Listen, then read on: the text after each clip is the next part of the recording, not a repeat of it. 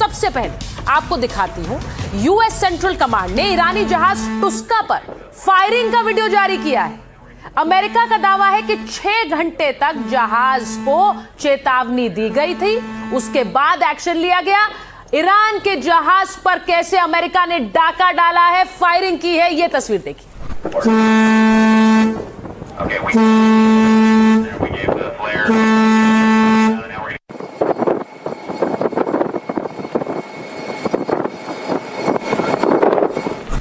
Motor Vessel Toska, vacate your engine room.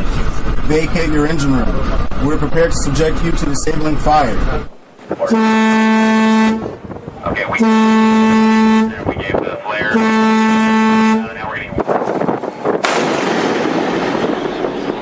तो ये जो आपने तस्वीर देखी है, इसमें ईरानी जहाज को अमेरिकी नेवी कैसे सीधे सीधे अलर्ट जारी कर रही है, और वो कह रही है ईरानी जहाज को, टुस्का ईरानी जहाज का नाम है, और वो नाम लेकर उन्हें अलर्ट कर रही है कि आप पीछे हो जाइए, आप आगे मत जाइए। ये सब इसलिए क्योंकि अमेरिका ने हॉर्मुज में नाकेबंदी कर रखी है, और इसीलिए ईरानी जहाज भी हॉर्मुज से बिना अमेरिका की रजामंदी के नहीं जा सकता है। तो जरा सुनिए, अपना इंजन कक्ष खाली करिए, आगे मत बढ़िए, हम आपको निष्क्रिय करने के लिए तैयार हैं, यानी फायरिंग करेंगे और फिर फायरिंग हो जाती है। ये जो तस्वीर आप देख रहे हैं,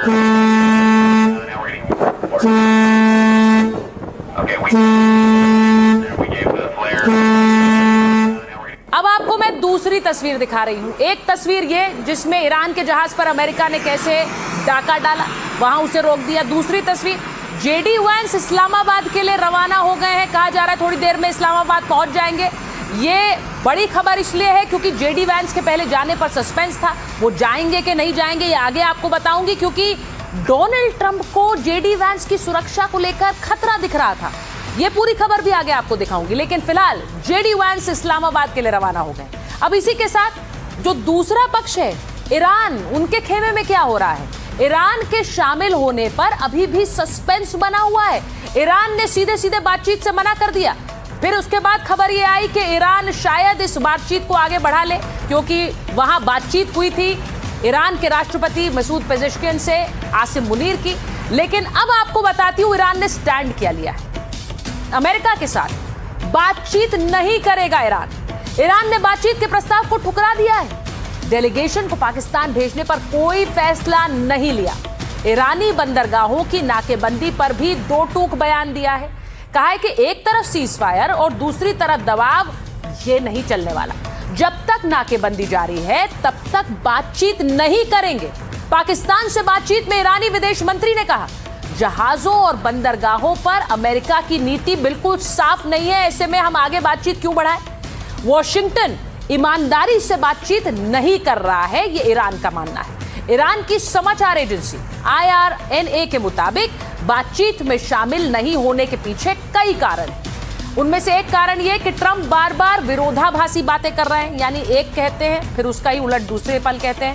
सोशल मीडिया के जरिए वो धमकी भी दे रहे हैं। अमेरिका बहुत ज्यादा सख्त मांगे रख रहा है, यह भी ईरान का मानना है, और अमेरिका की मांगे वास्तविक नहीं है। ईरानी जहाजों को आने जाने से रोका जा रहा है। ईरान इसको सीज फायर का उल्लंघन मानता है। ईरानी विदेश मंत्रालय के प्रवक्ता ने बयान दिया। उन्होंने कहा कि पाकिस्तान को 10 सूत्रीय प्रस्ताव हमने सौंप दिया है। अमेरिका के साथ कोई शांति वार्ता नहीं होने जा रही है। तो यह बड़ी खबर है। जब ईरान कह रहा है कि शांति वार्ता नहीं होगी, हम डेलीगेशन नहीं भेजेंगे, वहां दूसरी तरफ अमेरिका ने डेलीगेशन भेज दिया है। ईरानी विदेश मंत्रालय के प्रवक्ता इस्माइल बगई का बयान आया। उन्होंने कहा कि अभी तक तो बातचीत के लिए पाकिस्तान जाने की कोई योजना ही नहीं है। तो फिर डोनाल्ड ट्रंप का डेलीगेशन वहां किससे मिलेगा? जरा सुनिए। देखिए, अभी तक जब तक मैं यहाँ हूँ, हमारे पास बातचीत के अगले दौर के लिए कोई योजना नहीं है, और ये इस संबंध में कोई निर्णय नहीं लिया गया है। हमें होर्मुज में उनकी कार्रवाइयों का सामना करना पड़ा, जिसे अमेरिका ने नौसैनिक नाकाबंदी करार दिया। अभी कुछ ही घंटों में आपने देखा कि एक ईरानी जहाज पर हमला किया गया। ये सभी घटनाएं युद्ध विराम का स्पष्ट उल्लंघन मानी जाती हैं। दूसरी तरफ डोनाल्ड ट्रंप धमकी दे रहे हैं। ट्रंप क्या कह रहे हैं ये भी आपको बता देती हूं। ट्रंप ने सोशल मीडिया पोस्ट कर ईरान को चेतावनी दी है, अगर ईरान प्रस्तावित समझौते को ठुकराता है, अमेरिका उसके पुलों और पावर प्लांट्स पर हमला करेगा। ट्रंप ने दावा किया कि ईरान ने हॉर्मुज में गोलीबारी की है। हमले में फ्रांस और ब्रिटेन से जुड़े जहाजों को निशाना बनाया है। अब गोलीबारी को ट्रंप ने सीज फायर का उल्लंघन बता दिया। ईरान की कार्रवाई खुद उसके खिलाफ जा रही है, यह डोनाल्ड ट्रंप का कहना है।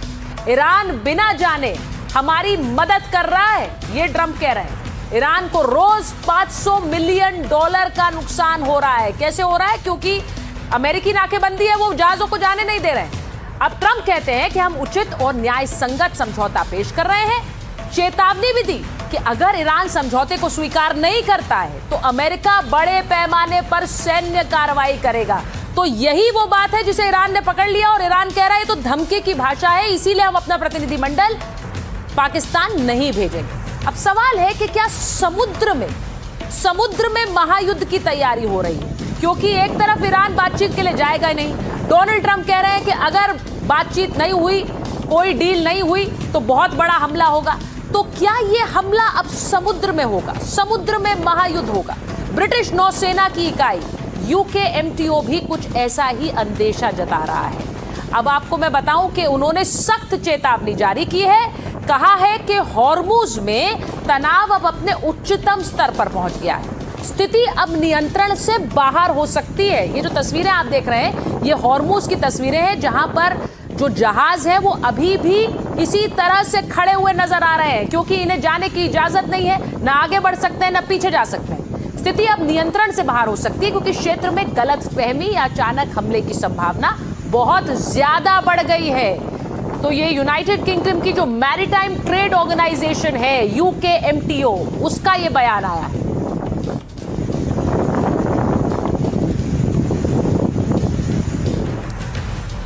अब सबसे बड़ा सवाल यही है कि अगर दोनों देशों के बीच बातचीत नहीं हुई और बात नहीं बनी तो क्या होगा?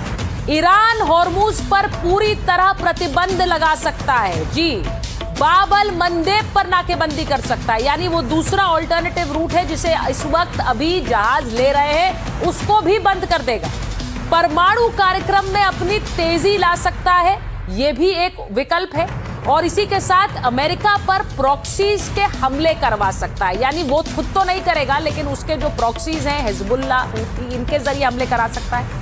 मिडिल ईस्ट में अमेरिकी बेसिस को टारगेट कर सकता है। ये धमकी पहले भी ईरान ने दी थी और ये कहा था कि जो तेल फैसिलिटीज हैं, जो पाइपलाइंस हैं, उन पर हम अटैक कर देंगे अगर आपने हमारे लिए हॉर्मुज बंद किया और अगर आपने अटैक्स करे। तो ये धमकी वो अमल में ला सकता है जो उसने पहले दी थी। ईरान के खिलाफ बड़े हमले कर सकता है। अब अमेरिका क्या करेगा वो भी आपको बता रही हूं। ईरान के खिलाफ अमेरिका बड़े हमले कर सकता है। ईरानी बंदरगाहों की नाकेबंदी कर सकता है। पावर प्लांट्स पर हमला, ये तो खुद डोनाल्ड ट्रंप कह चुके हैं कि पावर प्लांट्स को उड़ा देंगे, ईरान के पुलों को उड़ा देंगे, ये भी ट्रंप ने कहा है। ईरान की आर्थिक व्यवस्था पर चोट बुरी तरह से हो सकती है, जिससे बातचीत के लिए आगे का ग्राउंड ही खत्म हो जाए। और सबसे बड़ी बात, बूट्स ऑन ग्राउंड, जिसकी बात हम शुरुआती दिनों से कर रहे हैं, यानी ग्राउंड ऑपरेशन ईरान में अमेरिका करा सकता है। ये सब तब अगर बातचीत फेल हो जाती है, जिसके आसार अभी नजर आ रहे हैं, क्योंकि ईरान तो डेलीगेशन ही नहीं भेज रहा।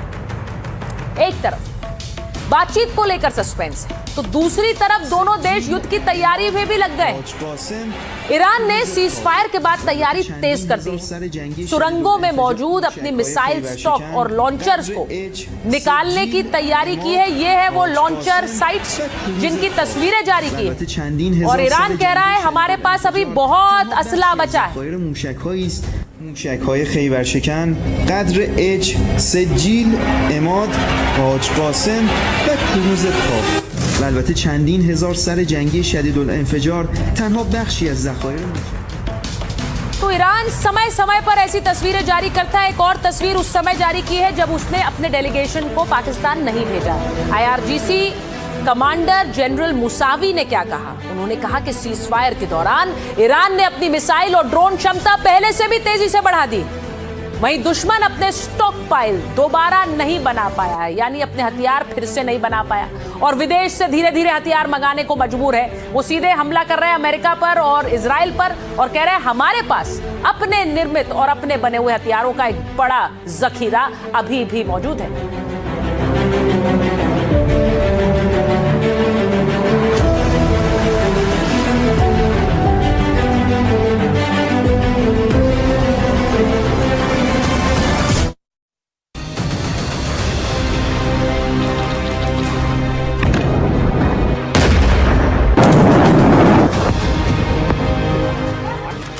फायर के बीच चल रही युद्ध की तैयारी।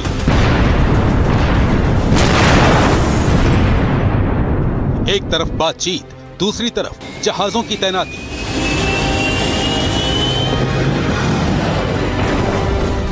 समंदर से आसमान तक कौन किस पर पड़ेगा भारी? क्या यह किसी बड़े युद्ध से पहले की शांति है?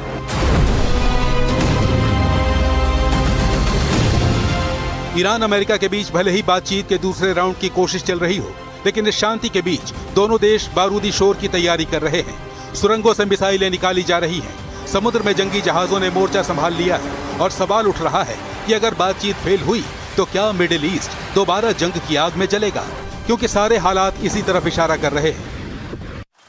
अमेरिकी खुफिया और सैन्य आकलन के मुताबिक ईरान के पास अभी भी करीब 40% लंबी दूरी के ड्रोन और 60% बैलिस्टिक और क्रूज मिसाइल लॉन्चर मौजूद हैं। 8 अप्रैल के सीज फायर के बाद से ही ईरान ने अपनी मिसाइल और ड्रोन क्षमता पहले से भी ज्यादा तेजी से बढ़ाई है। ईरानी विदेश मंत्रालय के प्रवक्ता चेतावनी दे रहे हैं कि अगर अब हमला हुआ तो ईरान की पूरी सेना पूरी ताकत से जवाब देगी। ईरान के राष्ट्रीय हितों की रक्षा की बात आती है तो हम अल्टीमेटम को नहीं मानते। ये पहला मुद्दा है। दूसरा, हमने ये युद्ध शुरू नहीं किया। जून और फरवरी दोनों ही मौकों पर हमने ईरान की संप्रभुता की रक्षा के लिए हस्तक्षेप किया और यह स्पष्ट कर दिया है कि जब तक ईरान के हित आवश्यक होंगे हम अपनी रक्षा करते रहेंगे। अगर अमेरिका या ज़ायोनी शासन कोई नया दुस्साहस शुरू करते हैं तो इस्लामिक रिपब्लिक ऑफ ईरान की सशस्त्र सेनाएं पूरी ताकत से देश की रक्षा के लिए तैयार रहेंगी। ईरान ने साफ कर दिया है कि अगर युद्ध फिर से शुरू हुआ तो यह विश्व युद्ध का रूप ले सकता है।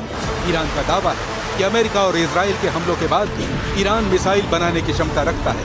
ईरान ने इसी महीने नए सिस्टम बनाए हैं और अब अगर हमला हुआ तो हम अप्रैल और मई में बनी मिसाइलें दागेंगे। अगर युद्ध फिर से शुरू हुआ तो यह विश्व युद्ध में बदल सकता है। उनका मानना है कि ईरान के पास मिसाइलें खत्म हो जाएंगी और ईरान अब उनका उत्पादन नहीं कर सकता। लेकिन आप गाजा को नहीं रोक पाए। गाजा का क्षेत्रफल मात्र 360 वर्ग किलोमीटर है। ईरान का क्षेत्रफल 17,80,000 वर्ग किलोमीटर है। अगर आप इस देश पर नियंत्रण करना चाहते हैं, मैं आपको विश्वास दिलाता हूं कि अगर वो फिर से युद्ध शुरू करते हैं तो हम मिसाइलें दागेंगे जिन पर अप्रैल और मई 2026 के सीरियल नंबर और आखिरी तारीख होगी। रिपोर्ट के मुताबिक ईरान में मुज्तबा खामेनेई के बाद देश की कमान इस्लामिक रिवॉल्यूशनरी गार्ड कॉर्प्स के commander major general Ahmad Vahidi के हाथ में आ गई है। कहा जा रहा है कि देश के महत्वपूर्ण सैन्य और कूटनीतिक फैसले अब वाहिदी और उनका करीबी गुठी ले रहा है, जिससे ईरान के हमले पहले से भी ज्यादा आक्रामक होने की आशंका है। वहीं दूसरी तरफ ईरान के आसपास अमेरिकी सेना की हालिया गतिविधियों ने भी सुरक्षा विशेषज्ञों की चिंता बढ़ा दी है। अमेरिका के एक्शन से साफ है कि वो भी युद्ध की तैयारी कर रहा है। रिपोर्ट के मुताबिक ईरान के पास सैन्य विमानों का भारी जमावड़ा है। C-5 और C-17 जैसे भारी मालवाहक विमानों के जरिए बड़े पैमाने पर हथियारों और उपकरणों को पहुंचाया जा रहा है। अमेरिका एयरब्रिज की स्थापना कर रहा है, जिससे खाने पीने के सामान और हथियारों की आपूर्ति जारी रहे। बहरीन के पास एक द्वीप पर अमेरिकी सेना कब्जा करने और तटीय क्षेत्रों पर नियंत्रण करने की एक्सरसाइज कर रही है। ईरानी आइलैंड्स के ऊपर अमेरिकी ड्रोनों की उड़ानें लगातार जारी है। अमेरिका लगातार पूरे क्षेत्र में डिफेंस सिस्टम की तैनाती कर रहा है। एक्सपर्ट्स का मानना है कि अमेरिका कभी भी सरप्राइज अटैक कर सकता है। यही वजह है कि ईरान अमेरिका के साथ बातचीत को केवल दिखावा मान रहा है। ईरान को शक है कि बातचीत की आड़ में ही अमेरिका उसके द्वीपों पर हमला करेगा। ईरान का तर्क है कि अमेरिका पहले भी बातचीत के दौरान हमले कर चुका है, इसलिए वो इस बार पहले से ज्यादा तैयार है। सवाल है कि क्या इस शांति के बीच में किसी बड़ी जंग की तैयारी हो रही है? Bureau report, NDTV India.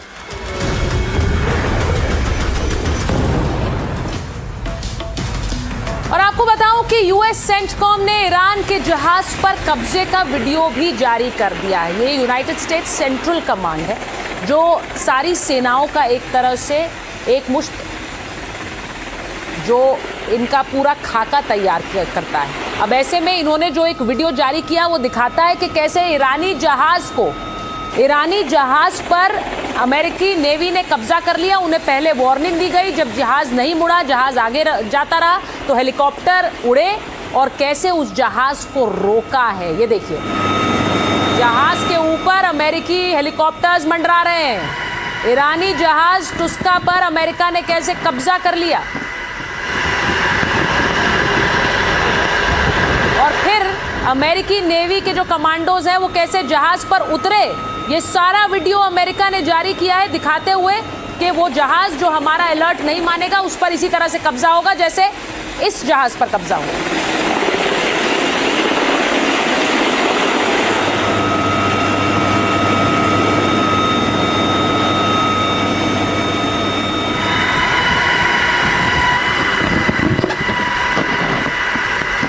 तो इन तस्वीरों में आपने देखा अमेरिकी कमांडोज हेलीकॉप्टर के जरिए जहाज पर, शिप पर उतर रहे हैं और उसके बाद उस पर कब्जा कर रहे हैं। अब आपको बताती हूं कि ये ऑपरेशन टुस्का क्या है। हॉर्मुज में अमेरिका और ईरान के बीच तनाव बढ़ गया और अमेरिका ने ईरानी जहाज टुस्का को कब्जे में ले लिया। अब टुस्का को रोकने के लिए यूएसएस प्रूवेंस आगे आया। ये उनका एक जंगी जहाज है। टुस्का को करीब 6 घंटे तक लगातार चेतावनी दी गई। जहाज टुस्का बंदर अब्बास की ओर बढ़ता रहा। ये ईरानी जहाज था। आदेश नहीं मानने पर उसे आखिरी चेतावनी यानी लास्ट वार्निंग भी दी गई। अब कर्मचारियों को कहा गया, यानी जो अंदर जहाज पे लोग सवार थे उन्हें कहा गया कि जो इंजन रूम है उसे खाली कर दीजिए। इसका मतलब यह है कि आप जहाज नहीं चला रहे हैं। यूएसएस प्रूवेंस ने ईरानी जहाज टुस्का पर उसके बाद फायरिंग कर दी क्योंकि जहाज रुक नहीं रहा था। कई राउंड की फायरिंग के बाद इंजन बंद हो गया। अमेरिकी कमांडोज ने टुस्का को अपने कब्जे में लिया। फिलहाल ईरानी जहाज पर अमेरिका का कब्जा है। ट्रंप ने बयान जारी कर इसे बड़ी सफलता बताया। टुस्का नाकेबंदी तोड़ने की कोशिश कर रहा था, ये डोनाल्ड ट्रंप कह रहे हैं। और उन्होंने कहा कि जहाज पहले से अमेरिकी प्रतिबंधों के दायरे में था। अब ईरानी जहाज टुस्का की पूरी जांच जारी है। तो ये कहा है डोनाल्ड ट्रंप ने। वो कह रहे हैं ईरानी जहाज हमारी बात नहीं मान रहा था, इसलिए हमने उसे अपने कब्जे में ले लिया। अब इसके बाद होगा क्या? ईरान जाहिर तौर पर भड़क गया है। जहाज पर अमेरिका के कब्जे से भड़क गया है ईरान। क्या ईरान पलटवार करेगा? जवाब में अमेरिका को समुद्री डाकू कह दिया है। अल जजीरा की ईरानी मीडिया के हवाले से जो रिपोर्ट्स आई हैं, ईरान ने अमेरिकी युद्धपोतों पर ड्रोन लॉन्च कर दिए, यानी कि जो युद्धपोत वहां मौजूद थे उन पर ड्रोन अटैक किया। IRGC से जुड़ी तस्नीम न्यूज एजेंसी ने भी एक जानकारी दी। ईरानी सेना कार्रवाई के जवाब के लिए तैयार थी। जहाज पर क्रू मेंबर्स के कुछ परिजन भी मौजूद थे और यही वजह है कि ईरान ने तुरंत जवाब नहीं दिया, क्योंकि अगर वो जवाब देते तो वहां से पलटवार होता और ये जो परिवार मौजूद थे, क्रू मेंबर्स के परिवार, उन पर सीधा निशाना हो सकता था। तो जहाज पर मौजूद क्रू की सुरक्षा सुनिश्चित करते हुए उन्होंने जवाब नहीं दिया। ईरानी सेना अमेरिका के खिलाफ कार्रवाई करेगी, ऐसा अब कहा जा रहा है। अब इस सब के बीच आपको यह बताऊं कि समुद्र में जंग क्यों शुरू हो गई है, क्योंकि जहां ईरान वर्सेस अमेरिका है, चीन की भी एंट्री हो गई। चीन ने ईरानी झंडे वाले जहाज को रोके जाने और अमेरिकी कब्जे में लेने पर चिंता जताई। रॉयटर्स के मुताबिक चीन ने कहा है सभी पक्षों को जिम्मेदारी से सीज फायर का पालन करना चाहिए। अब चीन के विदेश मंत्रालय के प्रवक्ता ने कहा कि हॉर्मुज की स्थिति बहुत नाजुक है। उन्होंने सभी पक्षों से अपील की है कि वो तनाव बढ़ाने से बचें और ऐसा माहौल बनाएं जिससे इस रास्ते पर सामान्य आवाजाही फिर से शुरू हो सके। तो एक तरह से ईरान के पाले में खड़ा हुआ है चीन और सीधे कह रहा है ये नाकेबंदी मंजूर नहीं। अब आपको बताती हूं कि क्या हॉर्मुज अब तबाही का गेटवे बन गया है। अलग अलग मीडिया रिपोर्ट्स में दावा किया गया है कि नाकाबंदी के चलते हॉर्मुज में करीब 400 तेल टैंकर फंसे हुए हैं। 400 तेल टैंकर, ये तस्वीरें देखिए। इन फंसे हुए जहाजों पर करीब 20,000 नाविक फंसे हुए हैं। फुल चलाइए इसे। अब आप सोचिए, 400 तेल टैंकर फंसे हैं, 20,000 नाविक फंसे हैं। सुरक्षा को लेकर अंतर्राष्ट्रीय समुद्री संगठन गहरी चिंता जाहिर कर रहा है, लेकिन दुनिया की बात ना ईरान सुन रहा है और ना अमेरिका सुन रहा है। अमेरिका ने तो हॉर्मुज की घेराबंदी में अपना पूरा नेवल पावर झोंक दिया है। अब जो तस्वीरें आप इस वक्त देख रहे हैं, अमेरिका के शक्तिमान कहे जाने वाले aircraft carrier USS Abraham Lincoln और अमेरिका के सबसे modern aircraft carrier USS Gerald R Ford की है। ईरान की नाकाबंदी के लिए अमेरिका ने दोनों को मोर्चे पर तैनात कर दिया है। ईरान की पूरी लीडरशिप तबाह हो गई, लेकिन ईरान झुका नहीं। उसकी सैन्य शक्ति पर अमेरिका ने प्रहार किया, लेकिन वो नहीं हारा है। अब अमेरिका ईरान का तेल का धंधा भी चौपट कर उसकी आर्थिक रीढ़ तोड़ना चाहता है। बातचीत के लिए भी ईरान ने मना कर दिया है और इसीलिए ये दोनों शक्तिमान यूएसएस अब्राहम लिंकन और यूएसएस जेरल्ड आर फोर्ड को अब अमेरिका ने इसीलिए उतारा है जिससे कि एक दबाव, एक प्रेशर बनाया जा सके ईरान पर। बातचीत के लिए अमेरिका का डेलीगेशन पाकिस्तान पहुंचने वाला है, लेकिन उससे पहले दबाव की ये तस्वीर है जो आप देख रहे हैं। इन दोनों ही युद्धपोतों को खाड़ी में उतार कर ये ईरान को बताने की कोशिश है कि आप बचने वाले नहीं।